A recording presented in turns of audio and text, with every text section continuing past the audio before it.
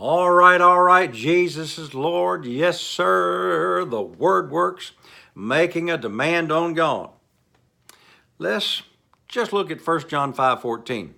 King James says, "This is the confidence that we have in him, that if we ask anything," I want to look at that word anything. Anything according to his will. So, what you got to do first of all is go get your Bible, find out what the will is. The will is God's written word as what he will do for you, but you need to know what it is. Go to the word, find several scriptures on it, like Deuteronomy 28 gives you a list of things you're redeemed from, and Galatians 3, starting in verse 15 through 29, says we're redeemed from the curse. I'm redeemed from being smitten in the knees. Now, somebody said, well, I'm 65 years old. I'm a little older than that, but my knees are wearing out. I'm going to get my knees replaced. No, go to the word that says I'm redeemed from being smitten in the knees, and that's under the curse. And so I don't have to go down to the hospital and stay a week or two and have my knees replaced. Somebody said, well, would you do that? Hey, I'm not saying that's wrong.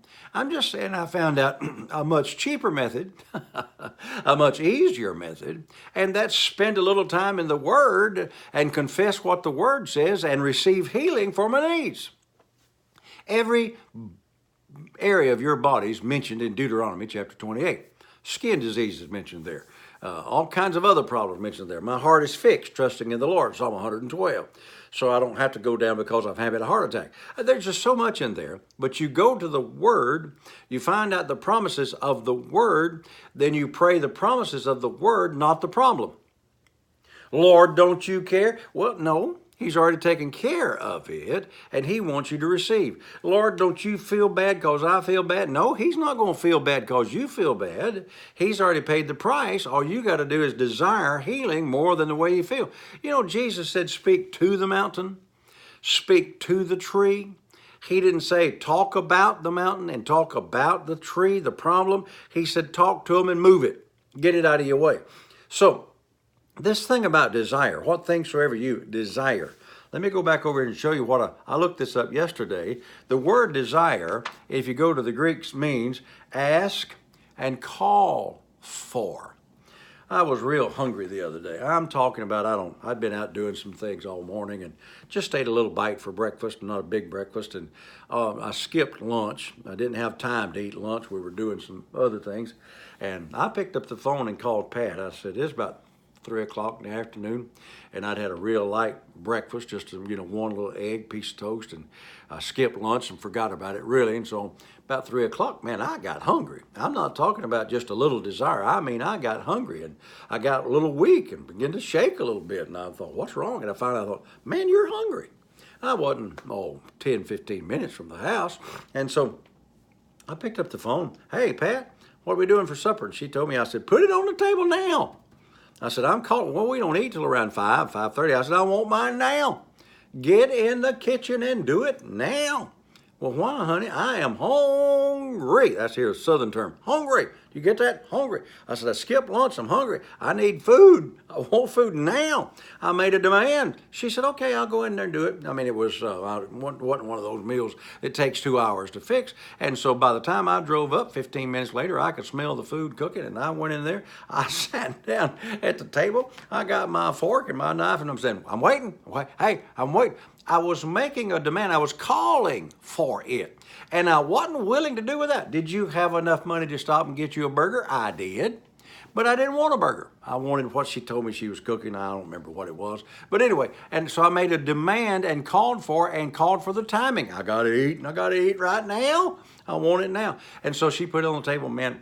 I mean, I gobbled that stuff up, and after a few minutes, I felt it hit my belly down there and start going out into the rest of my body, and I felt a whole lot better because I had made the demand. Once it's called for it, crave it. And the word crave don't mean I just kind of hope so, We found a new restaurant the other day in town. It's the first time we've been there. Man, it was awesome. It's just good. I've already thought about, we ate there Sunday and today would be Wednesday, and I'm already thinking about going back there again. Well, today would be Thursday when you're watching this, and I'm already thinking about, I'm beginning to kind of crave that food, man. I mean, it was a big old buffet, you know, and you decide what you want. They cook it on a grill for you right there. Woo! It was some fine stuff, and I'm already thinking about it. You know, I'm not thinking about Taco Bell. I'm thinking about where that food was down there that was good. Craving it, desiring it, and making a requirement or a demand on the promise of God. You make a demand based on the promise. I told you this yesterday. You take somebody and they find out that the government has promised them something and they're not getting it. Boy, they'll throw a fit and they'll go in there and say, I'm going to have that. Watch. Now, I get a little check from Social Security every month now, and well, it doesn't come in a check. They make a deposit, you know, on the first Wednesday after the 15th. Man, I'm looking for it. You get that? I'm looking for it. And I'll start looking Tuesday afternoon. Tuesday night, I'm looking for it. Wednesday morning, it better be there. I've already got some checks written out. I'm going to pay some bills today. I'm going to go buy groceries today, and I'm looking for it. And if it doesn't come, I'm going to call the bank and say, what's going on here? I'm supposed to have a deposit that was made last night. And if they don't know what's going on, I'll call the Social Security Department, whatever, because it's mine. It belongs to me. I paid for it. Somebody said, well, that's an entitlement. No, no, no, no, no. I paid for over 50 years. Every day that I worked, I paid. And I paid double what most of you pay because ministers don't get the benefit of the employer paying half of his. I paid the whole thing, the whole 11.5%, 14.5%, whatever it came up to. I paid it faithfully every payday. Didn't want to, but I paid it. So now I have a right. I have the right to receive it. And it better be there. And if it's not, I'm going to find out why and find out who messed up and get them to straighten it out.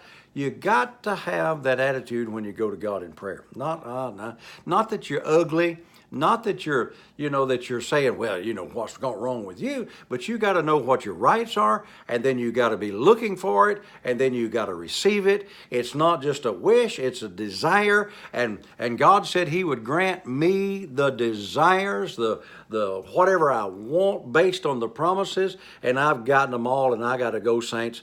Hey, till I'm with you tomorrow, remember, hey, Jesus is Lord. Thank God the word works.